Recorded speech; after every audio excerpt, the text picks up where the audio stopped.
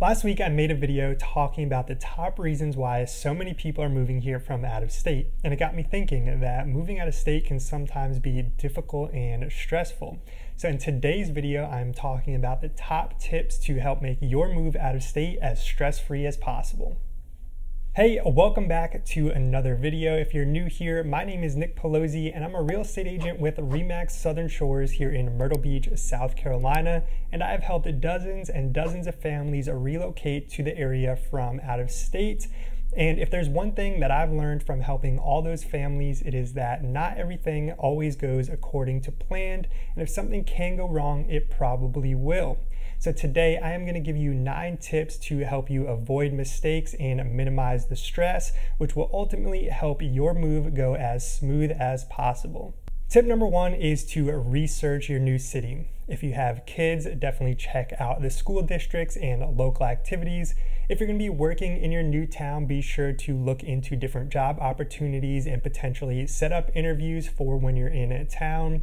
You're going to want to check out the local healthcare systems and things to do in the area.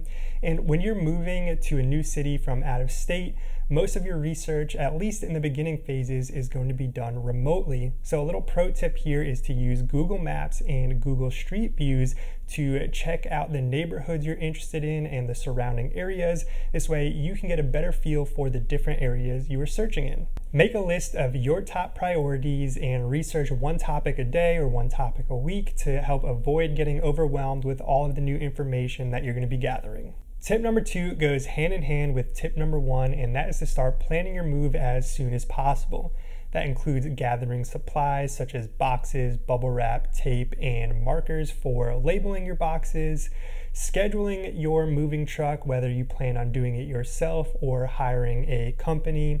Start saving some extra money because remember, if something can go wrong, it will go wrong. So having a little extra cash set aside for any mishaps in the future is going to help future you stay as stress-free as possible. And start packing up your items as soon as possible. This always takes much longer than expected, so the sooner you can start, the better. Start packing up one room at a time, leaving aside all the items you still utilize on a daily basis. Tip number 3 is a super important tip, and that is to have a priority box set aside. This is going to be the last box that goes onto the moving truck and the first box that comes off. Within this box, you want to include any tools that you need to put together any furniture that you might have, especially your beds. So when you're taking apart your beds, you want to take any hardware and put them in a little baggie that is clearly labeled.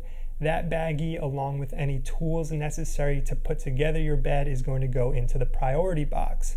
This way, when you get to your new home, you can easily put it together, because the last thing you want to be doing after a long day of moving and traveling is scrambling at midnight to find anything you need to put your bed together. Some other items you probably want to have included in this priority box is toilet paper, paper towels, some all-purpose cleaners, some paper plates, plastic cups, and utensils, because having all these items readily available when you get to your new home is going to help make your life super easy. And a few other items you probably want to have towards the back of your truck is some folding chairs and a folding table. This way you have a place to sit down, take a break, and eat a meal while you're unpacking all your stuff. And before we get into the next tip, if you're enjoying this video, if you're learning anything new, go ahead and hit that thumbs up button down below. It really does help me out and I appreciate it a ton. Tip number 4 has to do with the logistics of selling a home in one state and buying a home in the next. Now, in some rare cases, you can make this happen on the exact same day, but for most, that is not really going to be realistic. So you're going to want to plan to close on the sale of your home a few days prior to the purchase of your new home, especially if you need the funds from that sale for the new purchase. You're also going to want to plan for delays, because remember, not everything always goes according to plan and delays do happen. This is going to include booking extra nights in a hotel, planning to stay with friends or family, and if those two things are not an option for you, then talk to your realtor about leasing back your old home from the new buyer.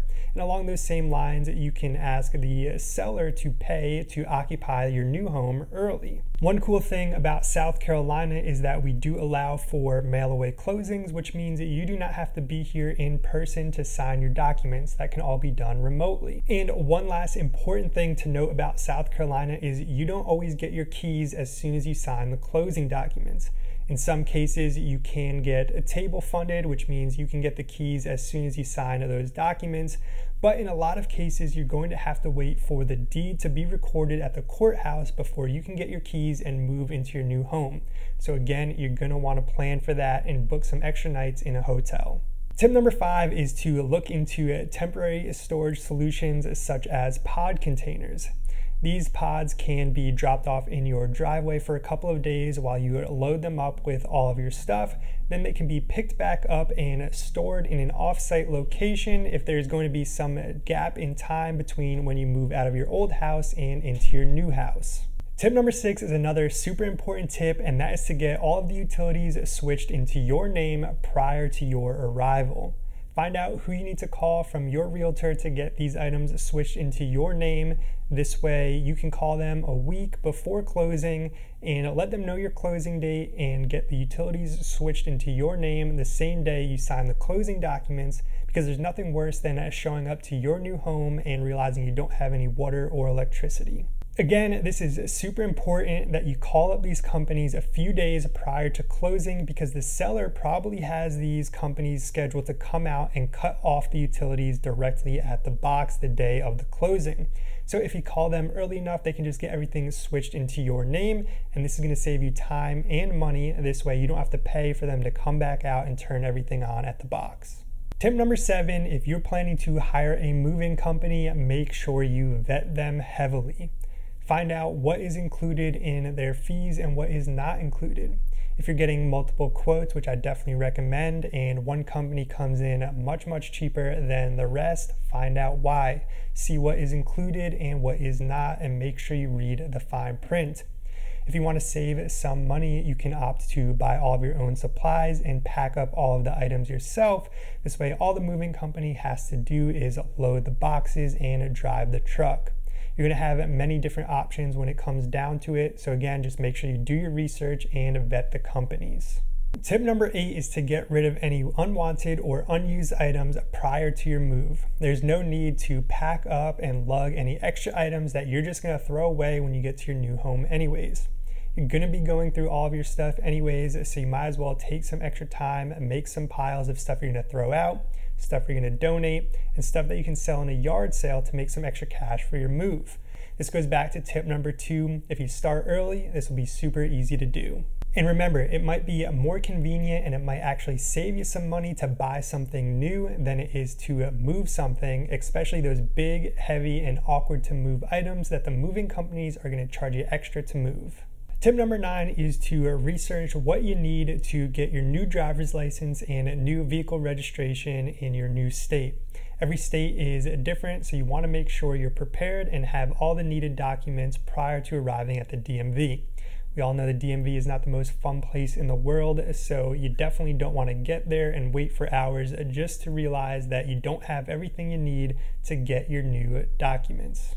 Your new driver's license and vehicle registration are especially important in South Carolina because they are needed to get your residential property tax exemption here in the state, which can lower your property taxes by hundreds, if not thousands of dollars every single year. So definitely don't delay getting these items. Along these same lines, you're going to want to update your address with all of your online accounts and bills. This way you make sure you get all of your important documents mailed to your new address. Remember, you can go to the post office and fill out a change of address form. I think they will forward your mail for free for 1 year, so that's definitely an option as well. And if you want more information about relocating to the Myrtle Beach area, go ahead and click the first link down in the description to download my Grand Strand relocation guide. There's tons of great information in there about obtaining your new driver's license and vehicle registration, as well as applying for your residential property tax exemption. If you have any questions, feel free to contact me. There's a link down in the description to do so. Again, my name is Nick Paolozzi, and I'm a real estate agent with RE/MAX Southern Shores here in Myrtle Beach, South Carolina, and this channel is dedicated to helping you relocate to the area. I talk about things to do here, I give tips and advice about the area, and of course I talk about the real estate.